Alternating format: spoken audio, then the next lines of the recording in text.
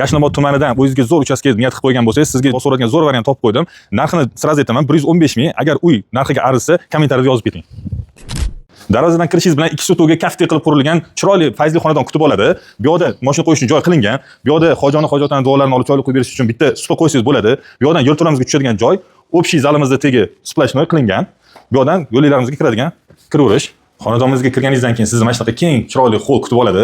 Ko'p xonadonlarga kirganingizda o'zi uchun moslab emas, shunchaki sotish uchun qilingan bo'ladi. Bu yerda o'zingiz yashab maza qilib dam olishingiz uchun chiroyli planirovka qilingan hol ekan. Uyga kelganda birinchi o'chit nimaga kiriladi?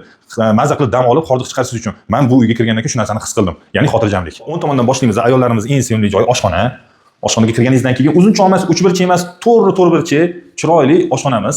Bu yoqqa o'ziga yoqadigan bitta yorug' rangdagi oshxona qo'ysangiz, mana shu rosa chiroyli bo'ladi. Bu yoqda hovlida farzandlaringiz o'ynayotganini ko'rib turishingiz uchun vitrajli oynalar qilingan.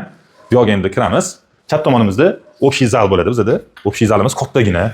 Bizani o'zbek ko'p mehmonlarni kutib, maza qilib mehmon qilish yaxshi ko'radi. Xonada teplый pol, radiatorlar o'ylangan. Hozir ham mana kirdik, uyda issiq bo'lib turibdi. Bolalaringiz bemalol yoningga yugurib o'ynab yursa bo'ladigan. Xo'p, endi bu yoqdan o'ng tomondan kattalarning yotoqxonasiga kiramiz. Bu ham juda ham chiroyli did bilan qilingan ekan. Menga bu uyda hozir asosan ranglari juda ham yoqyapti. Mana bu yoqda yorug'lik tushib turadigan, ham havo aylanadigan joy qilingan ekan. Va bu yoqda bizda sanuzel joylashgan. Sanuzelimiz ham kattagina, patologlari ham baland, sifatli materiallardan foydalanilgan. Yotoqxonadan chiqqandan keyin bu yoqda bolalar yotoqxonasi, ya'ni detskiy.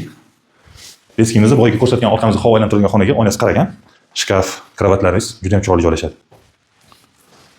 Ikkinchi yotoqxonamiz o'sha boshida aytib o'tganimizdek hovli to'rtburchak qilib qurilgan. Hech qanaqa qing'ir qiyshiq joylari yo'q. Bu uy olayotganingizning eng muhim joylaridan bittasi deb bilaman.